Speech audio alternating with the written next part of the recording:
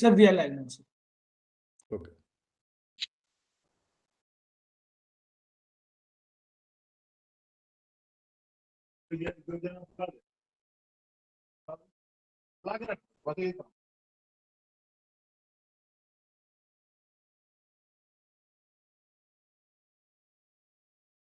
जी जी sir. सभी बच्चों को नमस्कार, सभी पेरेंट्स को नमस्कार, सभी गुरुजनों को सादर प्रणाम। आज हम फिर से एक नए विषय पे चर्चा करने के लिए उपस्थित हुए हैं। आज हमारे साथ प्रोफेसर के.एस. तिवारी जी हैं, जिनके बारे में ज़्यादा डॉक्टर रावेन जी बताएंगे, जो कि जलवायु परिवर्तन के बारे में चर्चा करेंगे। आज आप देख रहे होंगे कि मौसम कितना चेंज हो रहा है, हर समय स्थितियां बदल रही हैं। कभी ठंडा मौसम हो जाता है, कभी गर्म मौसम हो जाता है, और इससे क्या उपाय किए जा सकते हैं, क्या उपयोगी होगा हमारे के लिए, आने वाले भविष्य में बच्चों के लिए क्या उपयोगी होगा, हमारे जो पीढ़ियां आएंगी, उससे रिलेटेड प्रोफेसर के.एस. तिवारी जी बात करेंगे। तो मैं रिक्वेस्ट करूंगा डॉक्टर रावेन जी से कि प्रोफेसर के.एस. तिवारी जी के बारे में ज़्यादा कुछ बताएं, उनके बारे में। और ये जो प्रोग्राम है, हम राष्ट्रीय आविष्कार अभियान एक भारत श्रेष्ठ भारत के तहत IIT इंदौर के थ्रू कर रहे हैं, जिसमें हमें सपोर्ट कर रहा है राज्य शिक्षा केंद्र, जिनके मदद से हम ये कर रहे हैं। तो डॉक्टर रावेन जी प्लीज। नमस्कार साथियों, सभी का मैं डॉक्टर आर.पी. त्रिपाठी राज्य शिक्षा केंद्र भोपाल की ओर से स्वागत कर रहा हूं। इसमें आज के वक्ता और हमारे गुरुजी डॉक्टर के.एस. तिवारी साहब उपस्थित हैं। मैं उनका बार बार स्वागत कर रहा हूं। मैं स्वागत कर रहा हूं IIT इंदौर की टीम का, कि जो हमारे इस कार्यक्रम में नित्य प्रतिदिन जुड़ रहे हैं और बेहतर तरीके से इस कार्यक्रम को संचालित कर रहे हैं। अपने व्यस्तम समय में से हमारे लिए समय निकाल रहे हैं। इसके लिए डॉक्टर नीरज शुक्ला जी, जो नोडल अधिकारी IIT इंदौर हैं। साथ में मैं स्वागत कर रहा हूं अपने डाइट की फैकल्टी का, जो हमारे इस कार्यक्रम में जुड़ते हैं। APC academic, PRP, BAC, CAC, शिक्षक साथी तथा विद्यार्थियों का, जो उत्सुकता पूर्वक हमारे इस कार्यक्रम में जुड़ते हैं और निश्चित तौर से जो उनको बेहतर ज्ञान मिलता है, उसको से वो लाभान्वित होते हैं। मैं डॉक्टर तिवारी जी, जो आज हमारे वक्ता हैं, बहुत ही जो समसामयिक विषय सर लेकर आए हैं हमारे पास, जो जिससे निश्चित ही हमारे राज्य के विद्यार्थी लाभान्वित होंगे। आपके बारे में हमारे प्रदेश के बहुत से लोग जानते हैं, क्योंकि आपका कार्य हमारे राज्य के विभिन्न हिस्सों में बहुत महत्वपूर्ण तरीके से रहा, सहभागिता रही अच्छे कार्यक्रमों में। आपके बारे में थोड़ा सा जानकारी फिर भी हम संक्षिप्त में दे रहे हैं, ताकि हमारे विद्यार्थी शिक्षक समझें कि आगे बढ़ने के लिए हमें किस प्रकार से कार्य करना चाहिए। Professor K S. Tiwari ji former director IGNOU हैं। मध्य प्रदेश में इग्नू के आप डायरेक्टर रहे हैं। इन्वायरमेंटल क्षेत्र में आपका बृहद कार्य है,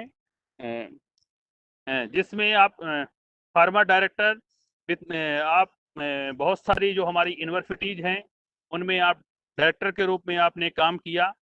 BOM यूनिवर्सिटी बीकानेर में आप Lokpal, Chhatarpur ED world clinical charge farm USA director, Bhagwat foundation director, Bharatiya Darpan new Delhi, chemist,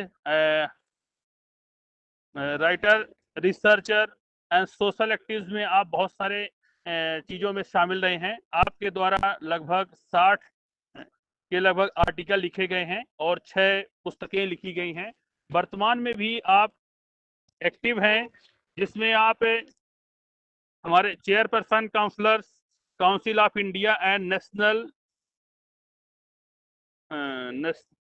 pattern मानव सुरक्षा पर आप काम कर रहे हैं। तो मैं सर का इंट्रोडक्शन में कहीं थोड़ा सा भूल चूक हो सकती है। मैं सीधे के.एस. तिवारी सर को अनुरोध कर रहा हूं कि आप हमारे प्रदेश के विद्यार्थियों को, शिक्षकों को और IIT इंदौर की तरफ से आज व्याख्यान दे करके लाभान्वित करें, ताकि हमारे विद्यार्थी और शिक्षक आपसे सीधे जुड़ करके और ज्ञान प्राप्त कर सके। Doctor Tiwari sir. बहुत बहुत धन्यवाद त्रिपाठी साहब। सबसे पहले तो मैं आदरणीय नीरज शुक्ला जी, आईआईटी के सम्मानीय फैकल्टी मेंबर्स, त्रिपाठी जी, राज्य शिक्षा केंद्र से जुड़े सभी सम्मानित शिक्षक साथी, विद्यार्थी, अन्य सभी मेहमान एवं अन्य अतिथि जो इस महत्वपूर्ण चर्चा से जुड़े हैं, मैं सभी का अपनी ओर से स्वागत करता हूं, सभी का अभिनंदन करता हूं और सभी को बहुत बहुत इस चर्चा के मौके पर शुभकामनाएं देता हूं। निस्संदेह ये विषय आज की दुनिया में न सिर्फ हमारे देश के लिए बल्कि समूची दुनिया के लिए एक बहुत ही महत्वपूर्ण और संवेदनशील विषय के रूप में हमारे सामने है। ये सिर्फ विषय नहीं है बल्कि चुनौती है, चिंता है, समस्या है और एक गंभीर चिंतन का विषय भी है। आज सारी दुनिया इस बात को लेकर चिंतित है कि हम पूरी धरती में, जिसमें हमारा देश भी शामिल है, जो लगातार मौसम परिवर्तन हो रहा है, मौसम परिवर्तन क्यों हो रहा है, इसके क्या भयानक परिणाम धरती, मानव आबादी, बायोडायवर्सिटी और हमारे प्राकृतिक संतुलन यानी इकोलॉजिकल बैलेंस पर पड़ने वाले हैं या पड़ चुके हैं, उनके बारे में मुझे लगता है ये बहुत सामयिक होगा कि इन सारे मुद्दों पर चर्चा करें, बातचीत करें। हम जानते हैं कि ये दशक यानी 2020 से 2030 तक का जो डिकेड है, दशक है, ये संयुक्त राष्ट्र संघ ने इसको एक विशेष रूप में पहचान दी है। इसको नाम दिया है इकोलॉजिकल रेस्टोरेशन, यानी आर्थिक रूप से कैसे रेस्टोर किया जाए। ये एक बहुत महत्वपूर्ण पक्ष है। तो इस बारे में हम चर्चा के लिए यहाँ इकट्ठा हुए हैं, how to restore the ecology. Ecological restoration के लिए हम लोग आज चर्चारत हैं। ये एक बहुत महत्वपूर्ण विषय है और हम सब इसी विषय पर आज चर्चा करेंगे। आपने देखा होगा पिछले कुछ महीनों में जो आपने ग्लासगो समिट के बारे में सुना होगा। ग्लासगो में एक समिट हुई थी अभी इसी महीने के शुरू में, और ये इसका नाम दिया था कोऑपरेशन ऑफ पार्टीज, COP26।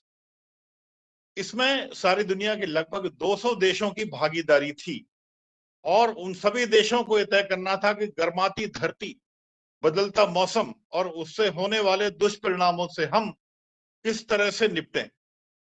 इसके ऊपर अनेक चर्चाएं हुई, कुछ निष्कर्ष निकले, कुछ रेजोल्यूशंस हुए, कुछ समझौते भी हुए, कुछ विरोध भी हुए, लेकिन मुद्दा वही है कि धरती का मौसम बदल रहा है, धरती लगातार गर्म हो रही है, धरती के प्राकृतिक संसाधन धीरे धीरे विलुप्त हो रहे हैं या उनका रूप बिगड़ रहा है, धरती के जो नेचुरल रिसोर्सेज हैं उनमें इरिवर्सिबल यानी अपरिवर्तनीय, इलॉजिकल, इरेपरेबल लॉसेस हो रहे हैं और ये लॉसेस कहीं ना कहीं बहुत बड़े दुनिया भर में डिजास्टर का कारण बन रहे हैं।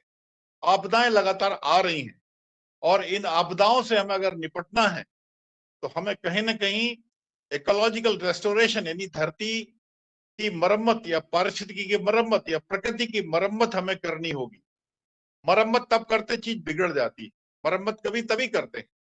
बहुत सारे संसाधन हमारे बिगड़ने की या तो कगार पर हैं या पूरी तरह बिगड़ चुके हैं। तो ये एक चिंता का मुद्दा है हम सबके लिए। उस चिंता में हमारे सारे सरकारें शामिल हैं, सारे पॉलिसी मेकर्स हैं, सारे योजनाकार हैं, लेकिन चिंता लगातार बढ़ जा रही है। और आज सबसे बड़ी चिंता है कि हम जो लॉसेस हो चुके हैं, और मैंने बताया कि वो लॉसेस इरिवर्सिबल हैं, उन लॉसेस को एक बार बिगड़ने के बाद उनको फिर से हम ठीक नहीं कर सकते। लेकिन आज जो प्रकृति के संसाधन बचे हैं उन संसाधनों को हमें बचाना है, चाहे वो हमारी धरती का पानी हो, धरती के पानी से मतलब मेरा सरफेस वाटर हो, अंडरग्राउंड वाटर हो, हमारे फॉरेस्ट हो, हमारी बायोडायवर्सिटी हो, हमारे ओशन हो, हमारी वाइल्ड लाइफ हो, हमारे मिनरल्स हो, हमारी नदियां हो, सब कहीं ना कहीं बड़े खतरे में हैं और हमें इस खतरे से निपटने के लिए पूरे इकोसिस्टम को रेस्टोर करने की आवश्यकता है। अब रेस्टोर करने के तरीके इतने बड़े व्यापक होंगे और मतलब काफी बड़ी मात्रा में होंगे जिनके बारे में चर्चा जरूरी है। सबसे बड़ी मुद्दा है आखिर धरती गर्म क्यों हो रही है। हमें जानना पड़ेगा कि धरती गर्म होने के क्या कारण है। और गर्म होने के दो ही कारण हैं। एक तो हमारे धरती पर जो ऊर्जा पैदा करने के लिए, आप जानते हैं कि जब भी ऊर्जा पैदा करते हैं तो बहुत सारा एमिशन निकलता है। एमिशन में कार्बन डाइऑक्साइड है, मीथेन है, कार्बन मोनोऑक्साइड है, सल्फर नाइट्रोजन ऑक्साइड है, मॉइस्चर है, और बहुत सारी ऐसी ग्रीन हाउस गैसेस हैं जो सूर्य के प्रकाश जो धरती पर आता है उसको एक जरूरत से ज्यादा आ रहा है उसको रोक लेते हैं, और रोक के उसको धरती पर ही रुकने देते हैं। और जब भी ये गैसेस बढ़ेंगी तब तब धरती का तापक्रम लगातार बढ़ेगा, और ये बढ़ता हुआ तापक्रम एक चिंता का विषय है। और हमें इस चिंता से निपटने के लिए पहले उन सारे कारणों को समझना पड़ेगा जिन कारणों से धरती लगातार गर्म हो रही है। सबसे पहला कारण है कि एनर्जी जनरेशन के जो भी तरीके हैं, जो ऊर्जा पैदा करने के तरीके हैं, हमारे एनर्जी जनरेशन के तरीके हैं, उनको हमें समझना होगा।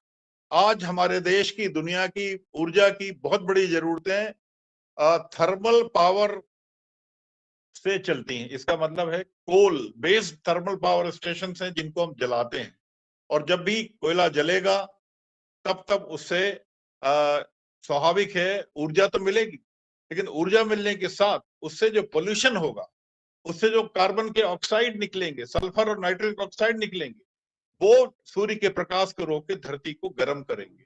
तो 70% ऊर्जा का हिस्सा हमारा केवल थर्मल पावर स्टेशन से, और उससे निकलने वाली जो ऊर्जा तो ठीक है, जो हमारी जरूरतें पूरी करती है, लेकिन सबसे बड़ी चिंता है उससे होने वाले पोल्यूशन, जिससे हमारी हवा पोल्यूट हो रही है, हमारा वायुमंडल तेजी से गर्म हो रहा है।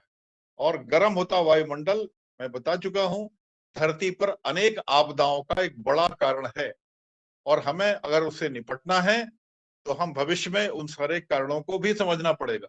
आपने सुना होगा अभी पिछले जून 2021 में एक बड़ा भयानक परिवर्तन हुआ। परिवर्तन ये था कि अमेरिका का एक बहुत बड़ा हिस्सा, कनाडा का एक बहुत बड़ा हिस्सा, जहां की तापक्रम 15 डिग्री के आसपास रहता था, वो अब लगातार पिछले जून में जो 50 डिग्री के आसपास पहुंच चुका था। ऐसा कभी नहीं हुआ। और ये जो एक स्थिति थी, बड़ी भयावह स्थिति थी। इसमें कुछ ऐसे परिवर्तन हुए जहां पर समुद्री हवाएं गर्म हुई। समुद्री हवाएं गर्म होके जो वॉशिंगटन है, इडाहो है, ओरेगन है, पोर्टलैंड है, वैंकूवर है कनाडा का, ये पूरा इलाका एक बुरी तरह गर्म हो गया। जहां तापक्रम 15 डिग्री रहता था वो एक प्रेशर कुकर जैसी स्थिति में बदल गया, और वहां के सैकड़ों बल्कि हजारों लोग वहां मर गए, जिनको कभी कल्पना भी नहीं थी कि तापक्रम इतना बढ़ सकता है। तो ये जो एक्सट्रीम क्लाइमेटिक कंडीशंस हैं, एक्सट्रीम वेदर चेंजेस हैं, ये अब कभी नहीं होते थे। ये बढ़ती गर्मी का एक नतीजा है। आप समझिए, 15 डिग्री के टेम्परेचर में रहने वाले अभ्यस्त लोग अगर 50 डिग्री पे रहना पड़े तो क्या होगा। जहां कभी ने उन्होंने इन सारी चीजों की कल्पना भी नहीं की थी, वहां हालात हुए। उसी तरह से न्यूजीलैंड और ऑस्ट्रेलिया में भी आर्कटिक ब्लास्ट हुआ, और आर्कटिक ब्लास्ट के कारण वहां का सारा जो वो था तापक्रम वो नीचे चला, और वो वहां पर फ्रीजिंग हो गई, और उससे भी लोग परेशान हुए। तो हम देख सकते हैं कहीं एक्सट्रीम हाई टेम्परेचर, कहीं एक्सट्रीम लो टेम्परेचर। उसके अलावा पूरी दुनिया में जो डिसास्टर्स आ रहे हैं, समुद्री तूफान आ रहे हैं, वो अपने आप में एक बहुत बड़ी चिंता का विषय है। हम समुद्री तूफानों से कैसे निपटें, ये एक बड़ी चिंता। इडाहो तूफान अभी अमेरिका में आया। भारत में बंगाल की खाड़ी हो या अरब सागर हो, हर वर्ष कोई ना कोई तूफान आता है। अमेरिका में चाहे अटलांटिक ओशन हो या पैसिफिक ओशन हो, दोनों तरफ से कोई ना कोई तूफान आते हैं। अभी हमने पिछले वर्षों में देखा है तूफानों की फ्रीक्वेंसी और इंटेंसिटी लगातार बढ़ती जा रही है, और इससे होने वाले लॉसेस पर हमारा कंट्रोल नहीं है। और ये जो डिसास्टर्स की फ्रीक्वेंसी है, इंटेंसिटी है, इन मल्टीपल फॉर्म्स, या एक्सट्रीम वेदर कंडीशंस है, कहीं भयानक बाढ़ है। बाढ़ हमने अपने देश में देखी है, दुनिया के अनेक देशों में बाढ़ के जो भयावह दृश्य देखे हैं, भयावह लॉसेस देखे हैं, वो इसी एक्सट्रीम वेदर चेंजेस का परिणाम है, एक्सट्रीम क्लाइमेट का परिणाम है, क्लाइमेट चेंज का परिणाम है। और उसके अलावा एक और जो अभी चीज पिछले दिनों देख रहे हैं, जंगलों की आग। जंगलों की आग कोई ये अचानक नहीं है, ये क्लाइमेट चेंज का परिणाम है। जो नमी है वो घट रही है, खुश्की यानी ड्राईनेस बढ़ रही है। जब भी ड्राईनेस बढ़ेगी तो जंगलों में आग की घटनाएं बढ़ी। आज अमेरिका के 12 राज्यों में आग लगी थी कुछ दिनों पहले, आज भी कुछ हिस्सों में आग लगी है। साइबेरिया है, अमेजन है, भारत का उत्तरांचल है, ग्रीस है, न जाने कितने देशों में करोड़ों हेक्टेयर जंगलों की आग लगी है। वहां वन यानी फॉरेस्ट खत्म हो चुके हैं, न जाने कितनी वाइल्ड लाइफ वहां की बर्बाद हो चुकी है। तो ये स्थितियां एक चिंताजनक स्थितियां हैं कि हम डिसास्टर्स पे कैसे कंट्रोल करें। तो इन सारे मुद्दों पर हमें बात को समझना पड़ेगा। आज पानी की अगर बात करें, पानी का भी क्लाइमेट चेंज से मतलब है। जब भी मौसम बदलेगा, मानसून इरेगुलर होंगे, रेन पैटर्न बदलेगा। भारत जैसे देश में जहां एवरेज रेनफॉल कभी 1000 मिलीमीटर के आसपास होती थी, वो आज दावा नहीं कर सकते। ये बड़ी इरेगुलर है, इंसेसिव रेन्स होती, बहुत ज्यादा बरसात होती, बिल्कुल नहीं होती। तो कहीं ज्यादा पानी, कहीं कम पानी, कहीं बाढ़, कहीं सूखा, कहीं बहुत आपदा, कहीं अजीब सी स्थितियां, कहीं जंगलों की आग। ये सारी चीजें क्लाइमेट चेंज के नतीजे हैं। हमें इन चीजों को समझना पड़ेगा। क्लाइमेट चेंज की वजह से बायोडायवर्सिटी का जो लॉस है, नुकसान है, इसकी कल्पना भी नहीं हम कर सकते। कई हजार स्पीसीज पिछले 50 वर्षों में पूरी तरह एक्सटिंक्ट हो चुकी हैं। तो ये अपने आप में समझने की चीज है। न जाने कितने फ्रॉग, बटरफ्लाईज, बहुत सारे मगर, बहुत सारे कछुए, बहुत सारे स्नेक्स, बहुत सारी ग्रॉसेस, बहुत सारे हर्ब्स, ये सभी हमेशा हमेशा के लिए अर्थ की सरफेस से विलीन हो गए, एक्सटिंक्ट हो गए। ये एक बड़ी चिंता का विषय है। इकोलॉजी में, नेचर में जो भी है, सबका एक मतलब है। सब कहीं ना कहीं एक फ्लेक्सिबल इकोसिस्टम के पार्ट हैं। और ईच एंड एवरी कंपोनेंट जो भी इकोसिस्टम है, सब एक दूसरे से जुड़े हुए हैं। हमने इस इकोलॉजिकल सिस्टम की फ्लेक्सिबल चेन को तोड़ दिया क्लाइमेट चेंज के कारण। आज food chain, water cycle, oxygen cycle, सारी साइकिल आपकी पूरी तरह अस्त व्यस्त हो चुकी है। हमने अभी पेंडेमिक जो SARS-CoV-2 यानी कोविड-19 का जो पेंडेमिक देखा अभी पिछले लगभग 2 वर्षों में, वो भी मुझे लगता है हम सबको समझना पड़ेगा, ये भी क्लाइमेट चेंज का एक नतीजा। और मेरे IITians जो फ्रेंड्स हैं, हमारे स्टूडेंट्स हैं या राज्य शिक्षा केंद्र के छोटे बच्चे विद्यार्थी हैं, उनको इस बात को समझना होगा कि भविष्य में इस तरह के पैथोजेंस यानी बैक्टीरिया, वायरस के हमले लगातार होंगे, बढ़ेंगे। और इससे जो जनहानि होगी, लॉस, ह्यूमन लाइव्स की लॉसेस होंगी, उनकी कल्पना हम नहीं कर सकते। तो हमें इनके कारणों को समझना पड़ेगा, और कारण समझने के बाद इनके पॉसिबल जो सॉल्यूशंस हैं, उनके ऊपर भी ध्यान देना पड़ेगा। क्या पॉसिबल सॉल्यूशन हो सकते हैं, इस बात को हमें समझना चाहिए। देखिए, जहां तक SARS-CoV-2 यानी कोरोना वायरस, जिसको कॉमन नेम है और टेक्निकल नेम SARS-CoV-2 है, ये इनके अपने नेचुरल हैबिटेट होते हैं, होते थे, आगे भी रहेंगे। ये एक वायरस है, लाखों वायरस इस नेचर में, इकोसिस्टम में पड़े हैं, अपने अपने हैबिटेट में। लाखों तरह के बैक्टीरिया भी यहीं पड़े हैं, लाखों तरह की दूसरी बड़ी स्पीसीज भी यहीं पर है। सबके बीच में एक तो बैलेंस है, बैलेंस रहा है। हमने अपने लालच की वजह से उस सारे बैलेंसेस को, इकोसिस्टम के बैलेंस को तोड़ दिया। इनके अपने हैबिटेट थे। कोरोना वायरस का भी हैबिटेट था, जंगलों में, बीहड़ों में, गुफाओं में, कंदराओं में, घने जंगलों में चमगादड़ों के शरीर के जो बॉडी फ्लूइड्स होते हैं, उनमें वायरस रहते हैं, और हजारों साल से थे ये। इंसान ने, साइंटिस्ट इंसानी है, साइंटिस्ट वहां गए उन कंदराओं, गुफाओं में, उन्होंने एक्सपेरिमेंट करने की गरज से उनके बॉडी के, चमगादड़ों के बॉडी के फ्लूइड्स लिए, उनमें एक्सपेरिमेंट किए। वायरस में हो सकता है म्यूटेशंस किए हों, जो नेचुरल उसका फॉर्म था वायरस का, उसको जेनोम था, उसको बदला, मींस टेक्निकली म्यूटेट किया। और म्यूटेशन की जो चेन है इतनी भयानक थी कि उससे न जाने कितने म्यूटेशन होते गए, होते गए। अब यहाँ ये बात समझने की आवश्यकता है कि जब हम किसी स्पीसीज के हैबिटेट को छेड़ेंगे, उसको डिस्टर्ब करेंगे, तो आप समझिए हम उनके हैबिटेट में गए तो वो हमारे हैबिटेट में आ गए। इंसान जब वायरस के हैबिटेट में घुसा, तो वायरस इंसानों के हैबिटेट माने हमारे शहरों, गांव, गलियों, नगरों में आ गए और ये पेंडेमिक का रूप ले लिया। आज कितने लाख लोग मर चुके हैं, कितने करोड़ लोग इन्फेक्टेड हुए हैं। ये एक छोटा सा नमूना है, एक सैंपल है वायरस का।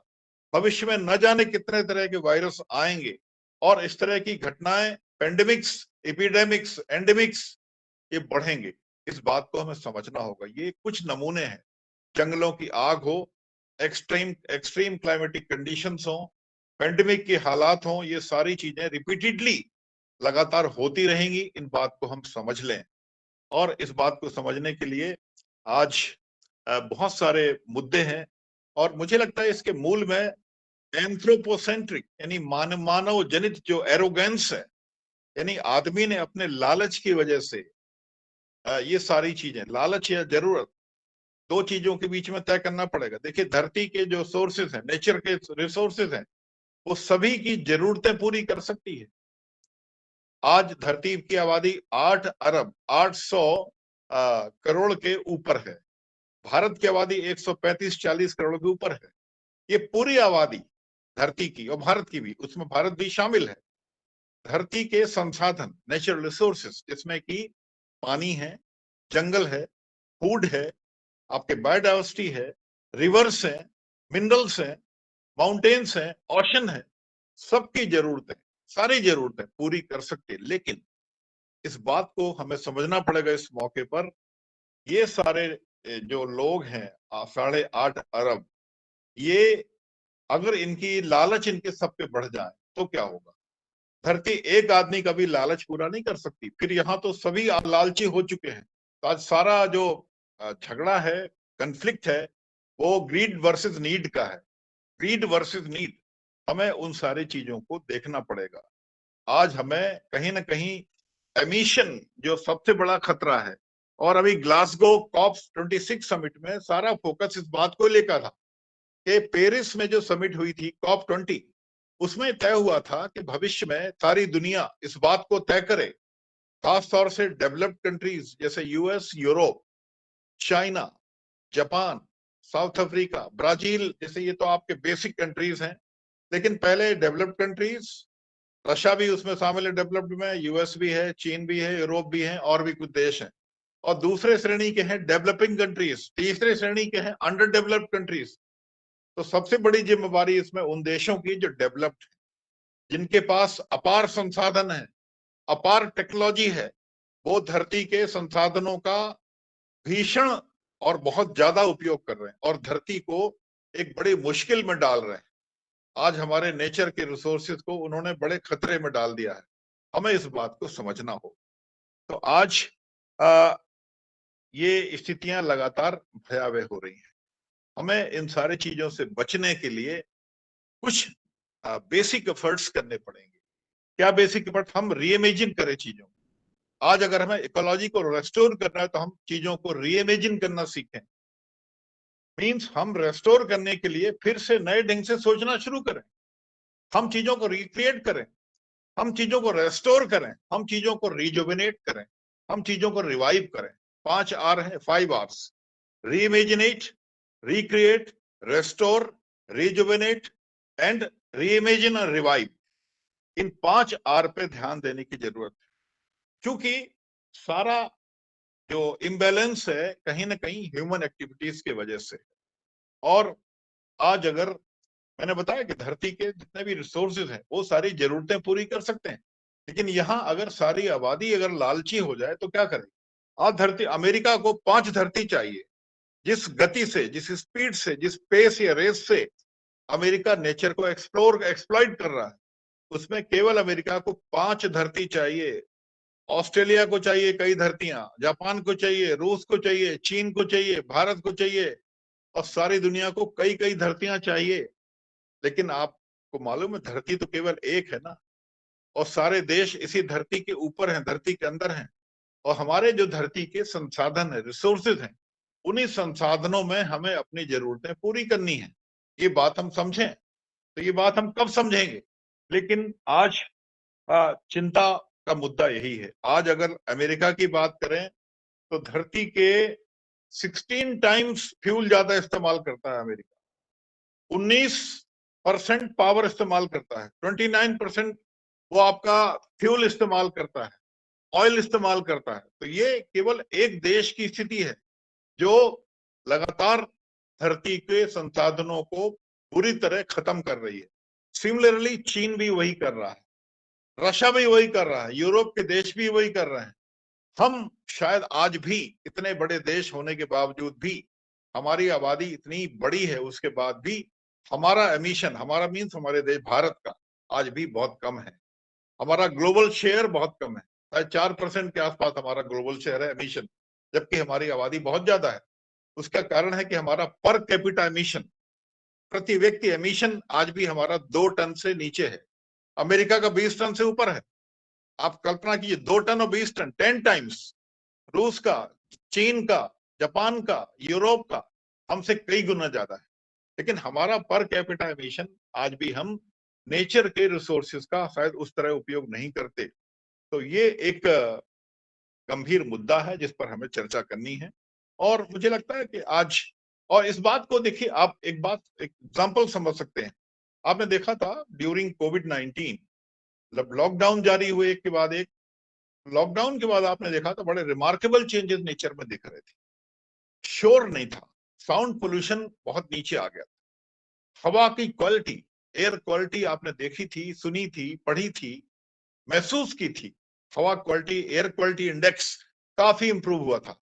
हवा में जो आरएसपीएम होता है, रेस्पिरेटरी सस्पेंडेड पार्टिकुलेट मैटर, जो होना चाहिए 60 म्यूग्राम पर क्यूबिक मीटर, वो आके नीचे आ गया था, 60 से भी नीचे आ गया था, जो स्टैंडर्ड है। आज अभी आप देख रहे हैं इंदौर, जहां आईआईटी इंदौर है, भोपाल, सिंगरौली, कटनी, जबलपुर, ग्वालियर और देश के सैकड़ों सिटी, दिल्ली सबसे वर्स्ट पोल्यूटेड सिटी है आज वहां अभी विंटर्स में 600 एक एयर क्वालिटी इंडेक्स 600 के ऊपर पहुंच गया। वहां जो आरएसपीएम या एसपीएम है की मात्रा बहुत ज्यादा है। कारण वही है, बहुत बड़ी संख्या में ऑटोमोबाइल्स में फ्यूल का जलना, थर्मल पावर स्टेशन से निकलने वाली ऐश और डस्ट, पोल्यूशन और कार्बन डाइऑक्साइड और कार्बन के पार्टिकल्स, इंडस्ट्रीज, ह्यूमन एक्टिविटीज, पराली या जो एग्रीकल्चर रेसिड्यू का जलना, ये सब आग इकट्ठे अगर एक साथ देखेंगे तो ये पूरे नॉर्थ इंडिया की हालत खराब कर रहे हैं। तो हमें उन सारे कारणों को समझने की जरूरत है कि आज जो पर्यावरण है, एयर है, क्यों पोल्यूट हो रही है। आपने लॉकडाउन में देखा था हमारी नदियां नीली, साफ नीला, स्वच्छ, अविरल पानी बह रहा था। हमारी वाइल्ड लाइफ कंजर्व थी और वाइल्ड लाइफ के बहुत सारे जो एनिमल्स थे वो हमारे सड़कों में, शहरों में, गलियों में दिख रहे थे। वाटर बॉडीज साफ हो गई थी, साउंड पोल्यूशन कम गया था। इसका कारण था कि मानवीय गतिविधियां, ह्यूमन एक्टिविटीज ऑलमोस्ट बंद थी। बंद होने का मतलब है कि नेचर है, नेचर अपने पुराने रूप में रिजुवेनेट हुआ था। मैं ये नहीं कहता कि हम वो सारी एक्टिविटीज बंद कर दें। हमें अगर जीना है तो डेवलप करना पड़ेगा, डेवलपमेंट को रोक नहीं सकते। लेकिन डेवलपमेंट मॉडल क्या है हमारे, इस पर हमें इंट्रोस्पेक्शन करना पड़ेगा, रीलुक करना पड़ेगा, रिव्यू करना पड़ेगा। डेवलपमेंट मॉडल जो हमने या दुनिया ने अपना के रखे हैं, शायद वो इको फ्रेंडली नहीं है। आज स्थिति यह है कि हमें चाहे एनर्जी जनरेशन के तरीके हों, वाटर के उपयोग हों, आपके वाइल्ड लाइफ का उपयोग हो, जंगलों का कटाई हो, विनाश हो, लकड़ी का दुरुपयोग हो, या बहुत सारी जो टेक्नोलॉजी है, पावर का मिसयूज हो, इन सारी चीजों को समझना पड़ेगा। आज आईआईटी जैसे संस्थानों की बहुत बड़ी भूमिका है, न सिर्फ इंदौर आईआईटी बल्कि देश के सभी आईआईटीज की और दुनिया के सारे टेक्निकल इंस्टीट्यूट्स की, कि वो इको फ्रेंडली डेवलपमेंट पर कॉर्पोरेट को, इंडस्ट्रीज को, डेवलपमेंट प्रोसेस को रीओरिएंट करने की बात करें। क्योंकि मुझे लगता है टेक्नोलॉजिकल इनोवेशंस केवल आईआईटीज के, आईएसआर के या इसी तरह के जो टॉप इंस्टीट्यूट है, यूनिवर्सिटीज के जरिए आएंगे। आज जरूरत है कि एनर्जी के वैकल्पिक साधन, अल्टरनेटिव रिसोर्सेज पर रिसर्च हो, काम हो और इको फ्रेंडली तरीके ढूंढे जाए। इको फ्रेंडली के साथ ही साथ इकोनॉमिकली वायबल तरीके भी होने चाहिए, क्योंकि हमारा देश या बहुत सारे गरीब देश या अंडर डेवलप्ड कंट्रीज या डेवलपिंग कंट्रीज महंगी टेक्नोलॉजी को एक्सेप्ट नहीं कर सकते, जो उनके पास इतने रिसोर्सेज नहीं है। जो अमेरिका के पास है या रूस के पास है या चीन के पास है। हमें वो टेक्नोलॉजी चाहिए जो सस्ती हो, ग्रीन हो, क्लीन हो, इको फ्रेंडली हो और इकोनॉमिकली वायबल और इकोलॉजिकली वायबल होना चाहिए, वो भी सही है। तो ये सारे मुद्दे हैं जिनको हमें समझना पड़ेगा। और हमने देखा है कोरोना का सीधा संबंध एनवायरमेंटल पोल्यूशन से था, एनवायरमेंट से था। लॉकडाउन में हमने पूरे उसको देखा है। और आपने एक और चीज देखी होगी, कोरोना वायरस का असर लंग्स पे होता है और पोल्यूशन में जो डस्ट है, पार्टिकल्स है, आरएसपीएम है, उसका असर भी लंग्स में होता है।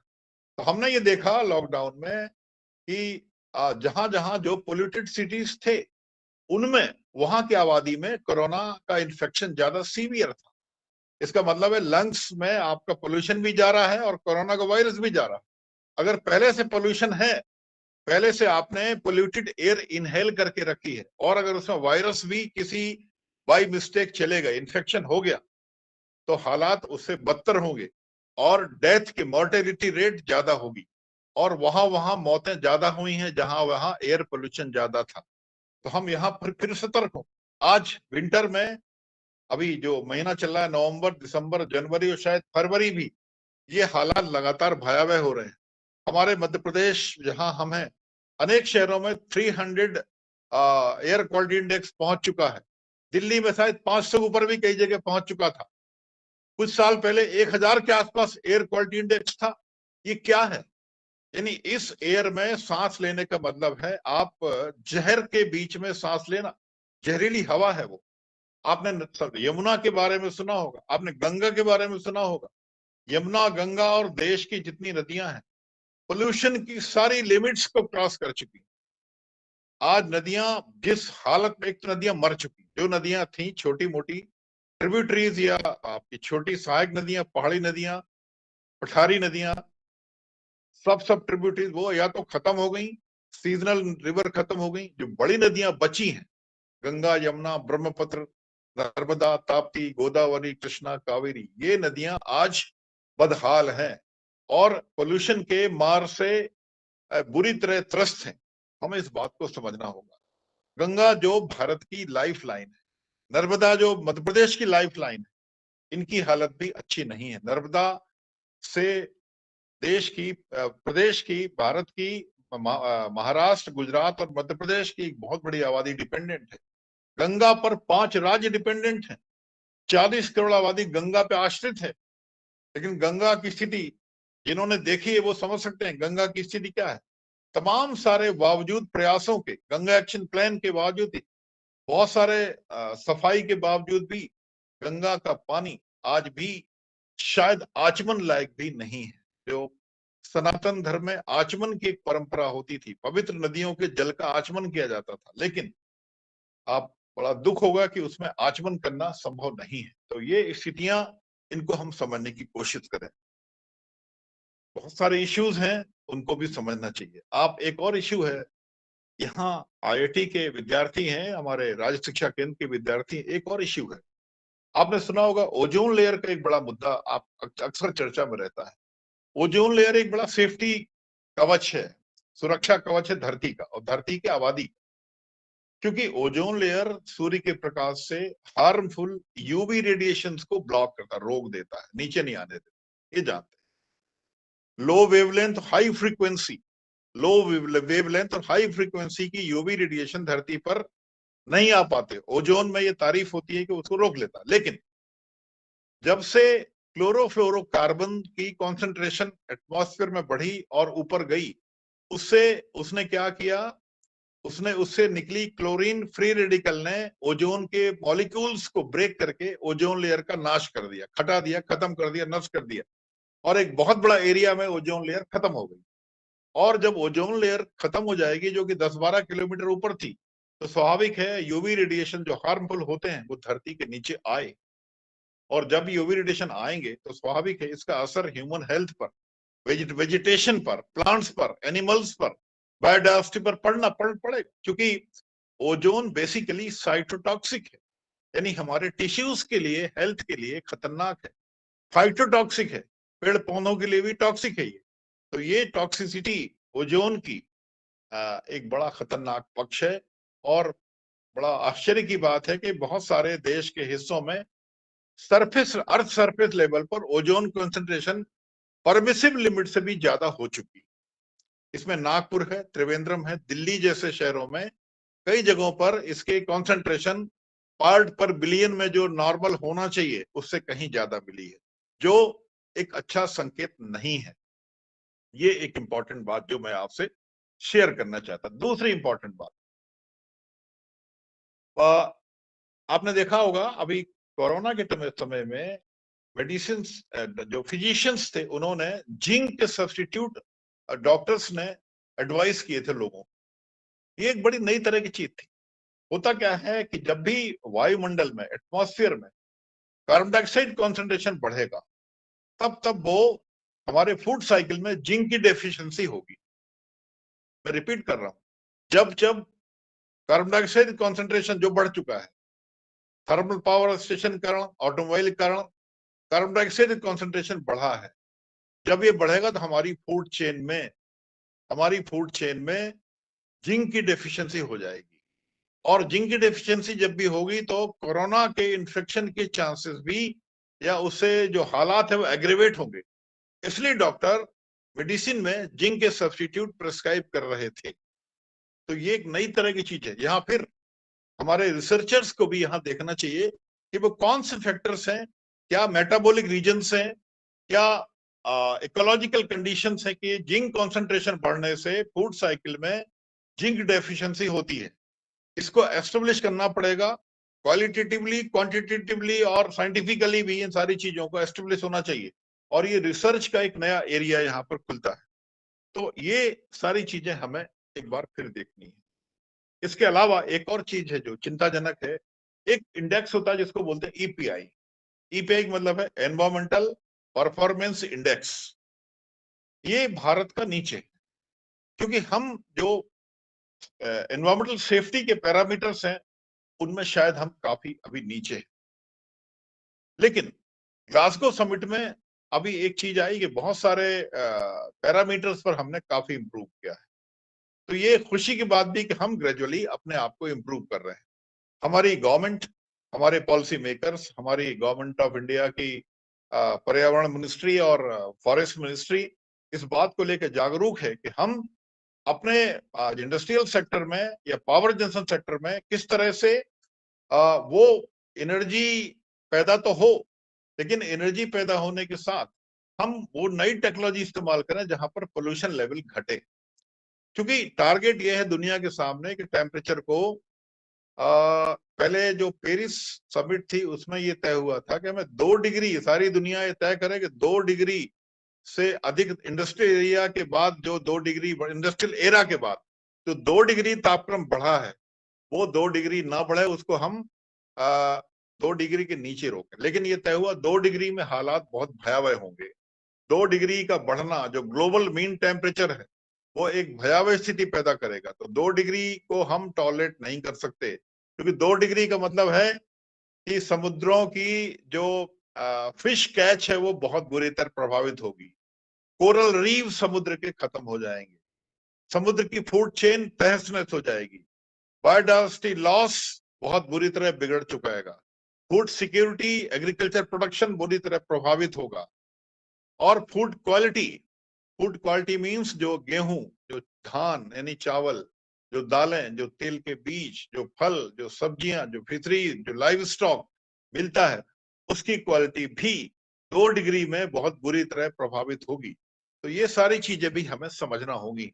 तो तय हुआ कि 2 डिग्री ना रख के अब इसको 2 के बजाय 1.5 डिग्री ही रखा जाए। तो आज टारगेट है ग्लासगो समिट का कि टेम्परेचर को हमें अगले कुछ वर्षों में 1.5 डिग्री से ज्यादा नहीं बढ़ने देना है। इस पर रेजोल्यूशन हुआ और उसके लिए तय हुआ कि हमें जितने भी पावर जनरेशन के कोल बेस्ड प्लांट हैं उनको शट डाउन करना है, बंद करना है। लेकिन भारत के लिए ये संभव नहीं, अचानक संभव नहीं।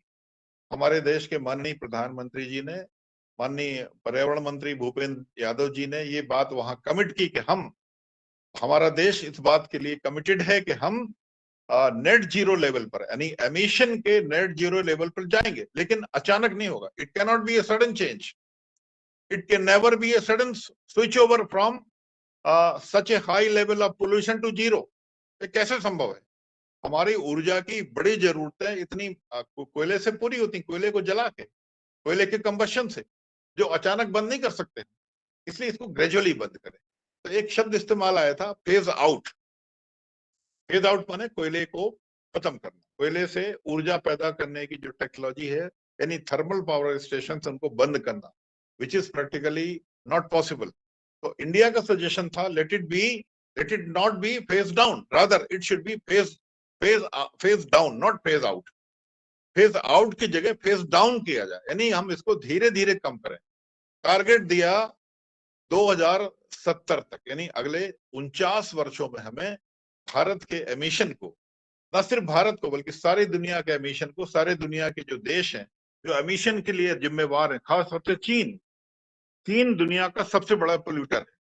चीन को अपने टारगेट तय करने पड़ेंगे। चीन चूंकि सबसे ज्यादा एनर्जी कंज्यूम करता है, कंजम्पशन चीन का सबसे ज्यादा कोयला जलाता है और सबसे ज्यादा पोल्यूट भी करता है। और आपको ताज्जुब है, जब ये ग्लासगो समिट चल रही थी तब चीन में नई कोयले की खदानें खोजी जा रही थी, क्योंकि चीन एक बड़े भयानक ऊर्जा संकट से गुजर रहा था और उन्होंने उसकी पूर्ति के लिए नई खदानें खोजी।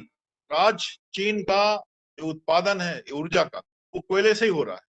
आज जरूरत है कोयले के बजाय हम सोलर जो एनर्जी हमारे पास है, जो असीम है, जिसकी असीमित है, जिसकी कोई सीमा नहीं है, उससे हम ऊर्जा प्राप्त करने के वो सारे तरीके खोजे। हो सकता है इसकी कमीशनिंग कॉस्ट, मेंटेनेंस कॉस्ट ज्यादा हो, लेकिन फ्यूचर की ऊर्जा यही है। हमें पानी यानी हाइडल से भी ऊर्जा प्राप्त करने हमारे यहाँ होती है, बहुत सारी नदियां, बांधों से ऊर्जा मिलती है, लेकिन उसकी मात्रा कम है। विंड एनर्जी एक सोर्स है, solar energy, wind energy, geothermal energy, biomass energy, hydel energy, हमें न्यूक्लियर एनर्जी, यानी ये ऊर्जा के वैकल्पिक स्रोत हैं जिनसे धरती को पोल्यूट करने से बचा सकते हैं और हम वो तरीके अख्तियार कर सकते हैं जहां पर धरती का पोल्यूशन ना हो। लेकिन टारगेट अभी बहुत दूर है, हमें बहुत लंबे मंजिल अभी तय करनी है। तो हम सारे उन विकल्पों पर विचार कर रहे हैं। तो आज स्थितियां उन्हीं को लेके हम सब चर्चा करने यहाँ बैठे हैं और मुझे लगता है ये उचित मौका है जब इन सारे मुद्दों पर हम बात करें। लेकिन रेस्टोरेशन के नाम पर क्या हम कर सकते हैं, जो कि अब चूंकि मेरे पास समय लगभग 15 से 20 मिनट है, तो मुझे लगता है कि उन सारे बिंदुओं पर बात की जाए कि हम आप इकोलॉजी को, नेचर को, एनवायरमेंट को कैसे मरम्मत करें, कैसे रेस्टोर करें, जिससे कि न सिर्फ भारत की बल्कि दुनिया की जो बड़ी आबादी है उसको एक सुरक्षित जीवन हम दे सकें।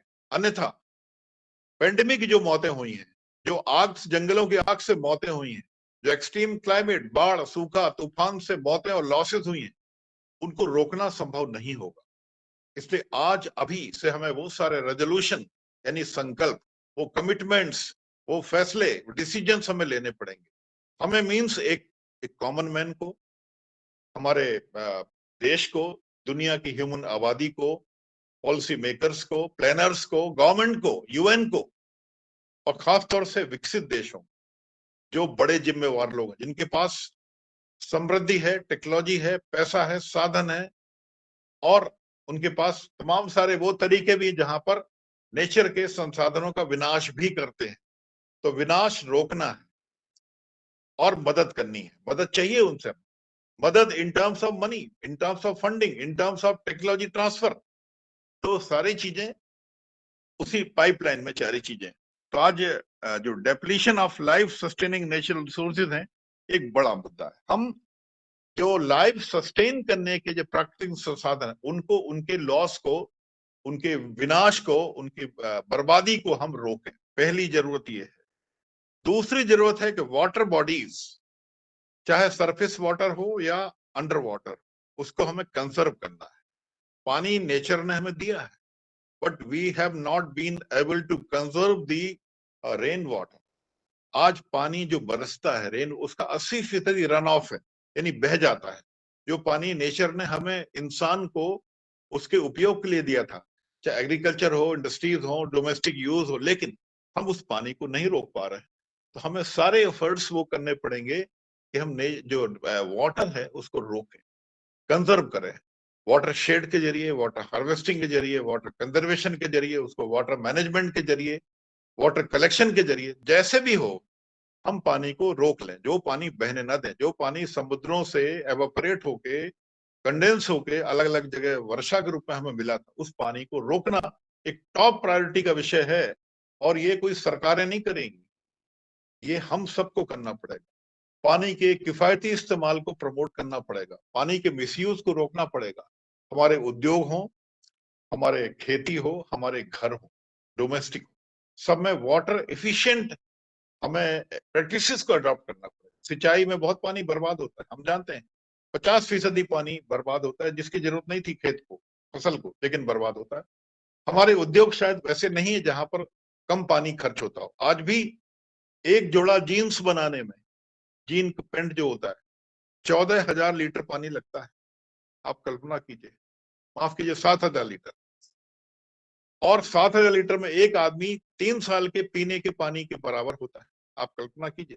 इसी तरह से जो नॉन वेजिटेरियन हैबिट्स, जो मांसाहारी प्रवृत्ति है, ये बहुत ज्यादा क्लाइमेट चेंज को बढ़ाने के लिए जिम्मेवार है। 1 किलो मटन, बकरे का गोश्त को तैयार होने में, बकरे के शरीर पैदा होने से, शरीर को बढ़ने से, उसको निकालने से पकाने तक कई हजार लीटर पानी खर्च होता है। न जाने कितनी उसको पकाने में एलपीजी खर्च होती है। ये कहीं ना कहीं नेचर का, एलपीजी खर्च करने का मतलब क्या है? हम कार्बन के एमिशन बढ़ा रहे हैं। एलपीजी जलाने का मतलब कार्बन निकल रहा है उसमें से। ज्यादा पानी खर्च कर रहे हैं तो एक नेचर का लॉस हो रहा है। तो हमें पानी के रिसोर्सेज को एनरिच करना है, कंजर्व करना है। तो ये दूसरा एक प्रमुख मुद्दा है। एयर को क्लीन करना है, air quality need to be improved immediately. नहीं तो ये आज 17 लाख मौतें प्रतिवर्ष पोल्यूटेड एयर से हो रही भारत में। आप कल्पना कीजिए, केवल हमारे देश में प्रतिवर्ष 17 लाख डेथ। उससे अस्थमा है, आर्टियोस्क्लेरोसिस है, सीओपीडी है, एलर्जी है, कार्डियक प्रॉब्लम्स है, न जाने कितनी तरह की बीमारियां पोल्यूटेड एयर से होती हैं। क्योंकि पोल्यूटेड एयर में जो आपके तमाम सारे पोल्यूटेंट्स हैं, वो हमारे शरीर के फेफड़े के जरिए खून में घुलते हैं और बहुत सारी बीमारियों का कारण बनते हैं।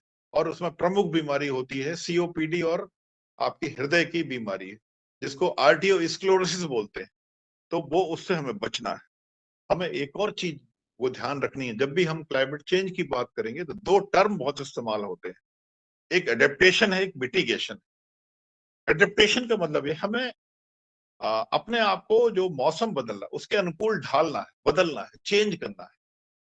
हमें अपने व्यवहार में, खान पान में, आदतों में, रीत रिवाज में, परंपराओं में, संस्कार में, सब में वो परिवर्तन लाने कि हम अपने आप को ढाल सकें। अगर पानी हमारे पास, ढालने का मतलब है कि एक बाल्टी पानी नहीं है, केवल आधी बाल्टी, तो हमें आदत डालने की आधी बाल्टी में अपनी जरूरतें पूरी करें, चाहे नहाने का हो, पीने का हो, खाना बनाने का हो। तो जो उपलब्ध है उसमें काम चलाना एक तरह से एडेप्टेशन है। क्योंकि नेचर कहीं ना कहीं बदल रहा है, नेचर बदलेगा तो हमें अडेप्ट करना सीखना पड़ेगा। अनुकूलन। दूसरा मिटिगेशन। मिटिगेशन माने वो चेंजेस करने पड़ेंगे, हमें वो प्रयास करने, एफर्ट्स करने पड़ेंगे जहां हम क्लाइमेट चेंज के से उपजने वाले खतरनाक नतीजों को से अपने आप को बचा सके।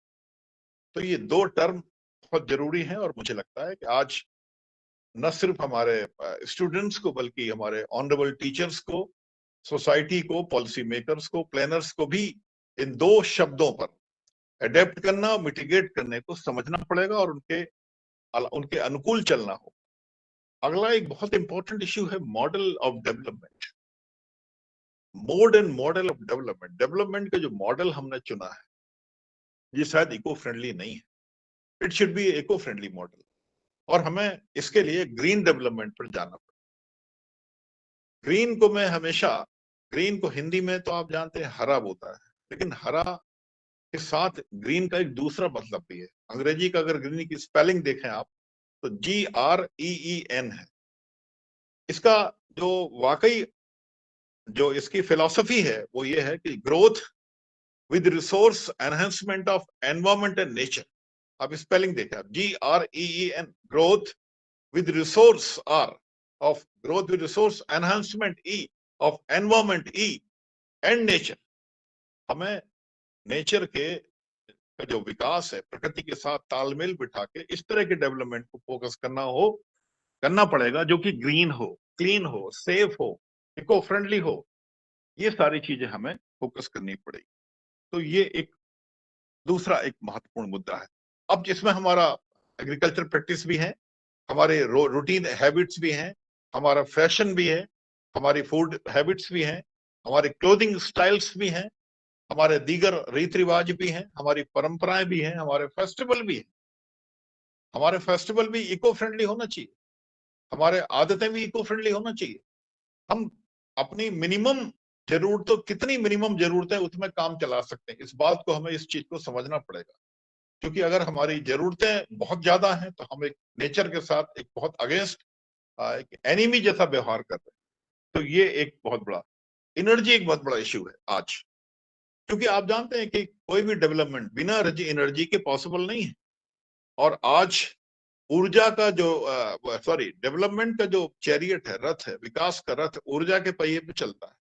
और ये रथ चले दौड़े, इसके लिए ऊर्जा चाहिए। लेकिन वो ऊर्जा जिसकी बात मैंने की वो खतरनाक है। अगर कोयले को जला के, यानी थर्मल पावर प्लांट के जरिए ऊर्जा आप ले रहे हैं, तो ये एक बड़ी मुसीबत का कारण बनती जा रही है। आप अगर डीजल, पेट्रोल, मिट्टी के तेल से चलने वाले जनरेटर, बिजली न होने पर, बिजली कटौती पर, और पेट्रोल, डीजल, एलपीजी गैस से प्राप्त होने वाली ऊर्जा, निश्चित रूप से फॉसिल फ्यूल जो है हमारे पेट्रोलियम और कोयला, अगर इनसे ऊर्जा मिल रही तो ये भविष्य के लिए अच्छा संकेत नहीं है।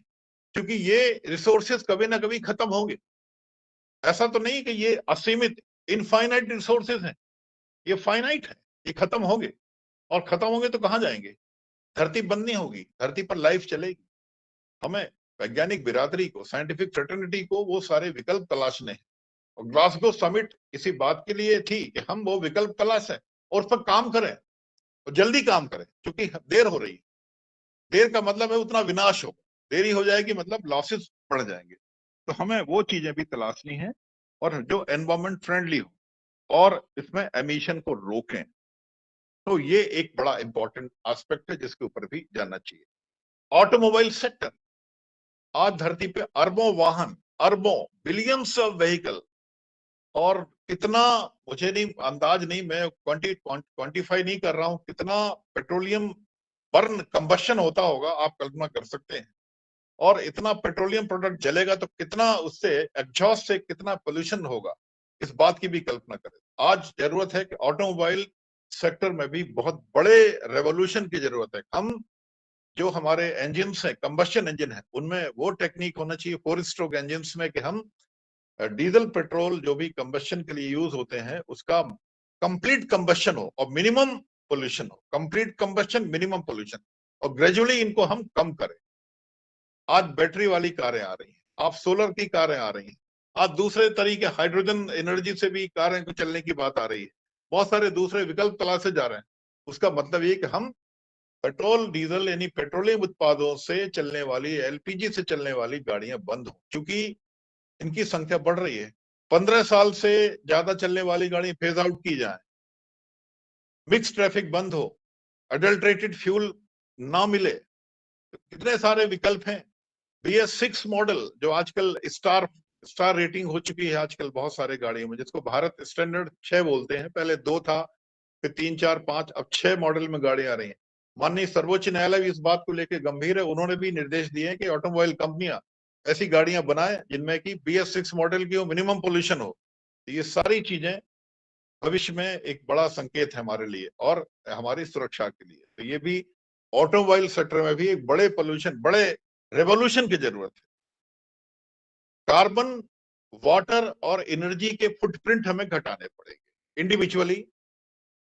मी as a KS Tiwari, you, Professor Shukla, Tripathi ji, or all my esteemed colleagues from the IIT Indore and IITs, different IITs of the country and technical institute of the world, इन सबको अपने, और दुनिया का प्रत्येक व्यक्ति, जो भी खाते पीते संपन्न लोग हैं, उनका कार्बन फुटप्रिंट बहुत ज्यादा है। यानी उनके कपड़े, उनके द्वारा यूज की जाने वाली नेचर की चीजें, पेट्रोल, डीजल का उपयोग, एलपीजी का यूज, सिंथेटिक चीजें, इनका उपयोग बहुत ज्यादा करते हैं। एक आम जो आदिवासी है उसका कार्बन फुटप्रिंट बहुत कम होता है, क्योंकि 2 जोड़ी कपड़े, एक झोपड़ी और शायद कुछ भाजियां खा के वो काम चलाता है। तो आप समझिए, और इधर एलपीजी, घंटों एलपीजी जलने के बाद आपका भोजन बनता है। 50 जोड़े कपड़े होते हैं जो सिंथेटिक होते हैं, जो नेचर को एक्सप्लॉइट करके आपको मिले हैं। कितनी लकड़ी, कितने साजो सामान, घर का साज सज्जा, कितनी कारें, कितनी रबर, कितने आपके सिंथेटिक मटेरियल, कितना कॉस्मेटिक्स, सब नेचर से लिया है। और इसका मतलब है आप कार्बन फुटप्रिंट बढ़ा रहे हैं।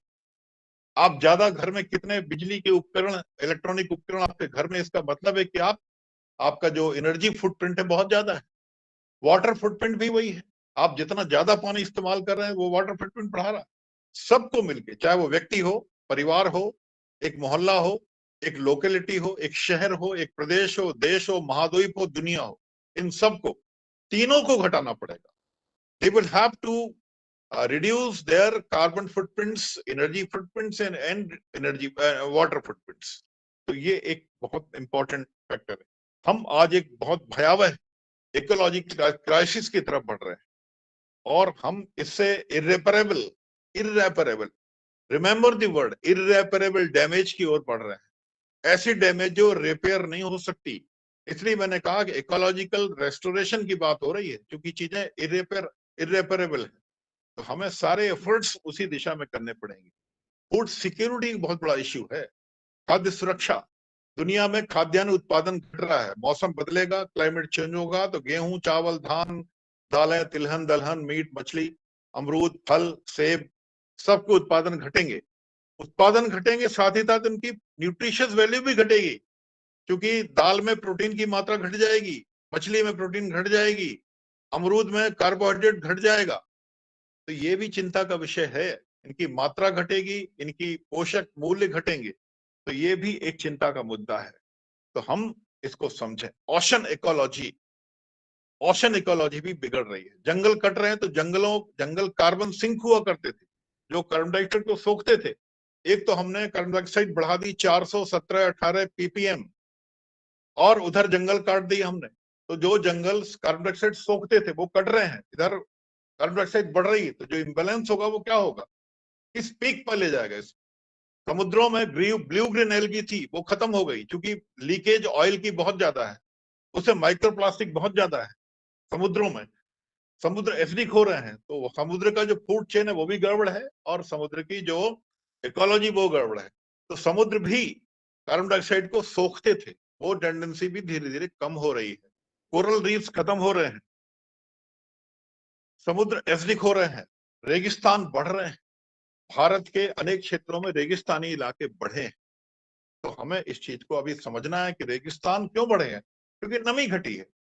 धरती की वायुमंडल नमी घटेगी तो खुश्की, ड्राइनेस बढ़ेगी तो घासें, जीव जंतु, मिट्टी की नमी घटेगी, तो स्वाभाविक है धरती धीरे धीरे बारेन होगी, रेगिस्तानी इलाके बढ़ेंगे। आज मध्य प्रदेश के गुना, राजगढ़, बहुत सारा राजस्थान के इलाका है, वहां पर रेगिस्तान धीरे धीरे आगे बढ़ रहा है।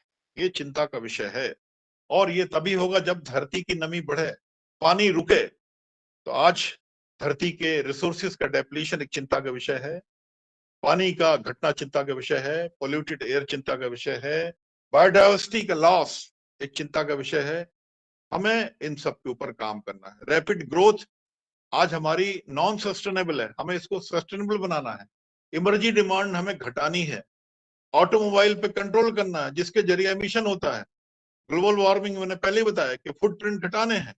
ये क्लाइमेट क्राइसिस के दौर में जो डिसास्टर आने वाली हैं वो तभी घटेंगी। फूड सिक्योरिटी को हमें सुरक्षित रखना है, भोजन सुरक्षित रहे, और जो एग्रो सिस्टम पे खतरे आ रहे हैं, एग्रीकल्चर सिस्टम पे, उनको रोकना है। लैंड यूज जो बदल रही, खेती की जमीनें में कॉलोनीज बन रही हैं, वो अच्छा नहीं है। आज वर्टिकल डेवलपमेंट की जरूरत नहीं है। आज हमें वर्टिकल डेवलपमेंट जरूरत है। हम हॉरिजॉन्टल डेवलपमेंट कर रहे हैं, जिससे कि जमीनें हमारी सुरक्षित रहें।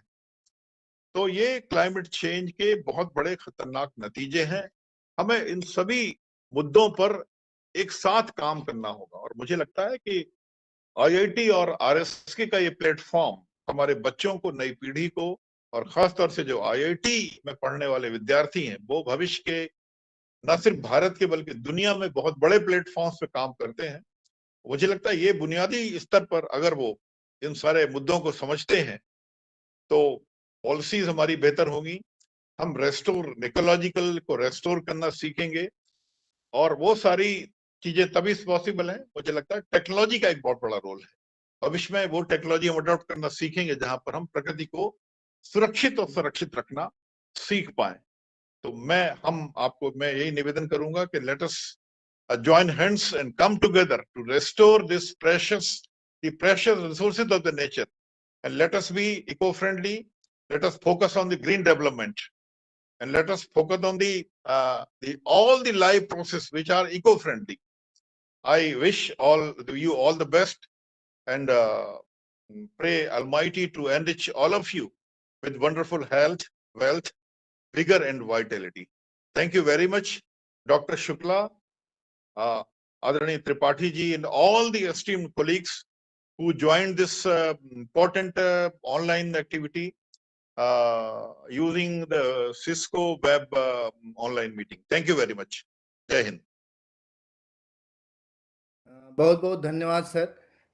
बहुत अच्छी अच्छी जानकारी आपने दिया और उसके अवगत कराया कि क्या कमियां हम लोग क्या चीजें कर रहे हैं, उसकी वजह से आगे आने वाली समस्याएं और उत्पन्न होंगी हमारी पीढ़ियों के लिए। अभी तो हो ही रही है, आगे भी उत्पन्न होगी। और क्या हमें केयर करना चाहिए उससे, ऐसा नहीं कि हम ठीक है अभी करंट मोमेंट में फैसिलिटी तो हमें मिल जा रहा है, लेकिन उसकी वजह से भविष्य में क्या होगा, हम आने वाली पीढ़ियों के लिए बहुत दिक्कत होगी, बहुत बीमारियां बढ़ेंगी, अलग अलग चीजें। इस तरीके से आपने चिंताओं के बारे में अवगत कराया और हमारी जिम्मेदारी भी महसूस कराया कि हमें क्या करना चाहिए और आगे आने वाली पीढ़ी को भी क्या करना चाहिए। बहुत बहुत धन्यवाद, बहुत अच्छा लगा जो लेक्चर दिया। बच्चे भी इंजॉय की, जो मैं देख रहा हूँ यूट्यूब पे काफी लोग मतलब कमेंट भी कर रहे हैं, अच्छा अच्छा कमेंट कर रहे हैं कि जो आपने चर्चाएं की। रावण जी आप प्लीज ऐड करिए कुछ। सर ने जो आज चिंताएं व्यक्त की, निश्चित तौर से हम लोगों को सचेत भी किया है कि हम लोग भी स्वयं में बहुत ज्यादा पोल्यूशन फैला हैं। इसलिए हमारे विद्यार्थी शिक्षक आज के सर के व्याख्यान से लाभान्वित हुए होंगे। मैं आज के व्याख्यान के लिए सर का बार बार आभार व्यक्त करता हूं कि आप हमारे शॉर्ट नोट इंफॉर्मेशन में आप हमारे व्याख्यान के लिए तैयार हुई और हम लोग को समय दिया। बहुत ही अच्छा व्याख्यान रहा। हमारे विद्यार्थी, शिक्षक, BSc, CSE, डाइट फैकल्टी सभी लोग लाभान्वित हुए। मैं आज के व्याख्यान के लिए पुनः प्रोफेसर KS तिवारी साहब का आभार व्यक्त करता हूं। मैं IIT इंदौर की टीम का आभार व्यक्त करता हूं, जिसके अधिकारी डॉक्टर नीरज शुक्ला साहब कि आपने इस कार्यक्रम के लिए निरंतर समय दे रहे हैं और इस कार्यक्रम को सुचारू इससे लाभान्वित और आशा है कि सर हमारे लिए भविष्य में भी समय देते रहेंगे और हमारे विद्यार्थी लाभान्वित होते रहेंगे। मैं बहुत बहुत धन्यवाद। डॉक्टर शुक्ला साहब से अनुरोध करूंगा कि अपनी अंतिम बहुत बहुत धन्यवाद शुक्ला त्रिपाठी सर। जी। धन्यवाद सर, बहुत अच्छा आपने लेक्चर दिया। हम आई थिंक बहुत अच्छा लगा होगा, बच्चे भी जानेंगे क्या क्या समस्याएं हैं अभी और भविष्य में क्या समस्याएं होंगी। मैं इसके साथ धन्यवाद करता हूँ रावेन जी का और अपने IIT इंदौर के जो भी हमारे लिए सपोर्ट कर रहे हैं, अपनी टीम के डॉक्टर मृगनयन जी, डॉक्टर आशीष जी, डॉक्टर अजय कुशवाहा जी और नीरज सोनी, प्रवीण कौशल, इनका सतत सहयोग मिलता रहता है और भी IIT इंदौर के काफ़ी लोग सपोर्ट करते रहते हैं। तो इसी के साथ मैं यहाँ विराम देते हैं हम लोग और फिर भविष्य में फिर से इस तरीके से चर्चाएं सुनने की कोशिश करेंगे हम लोग आपसे। तो बहुत बहुत धन्यवाद। जय हिंद। जय Hind. Thank you very much.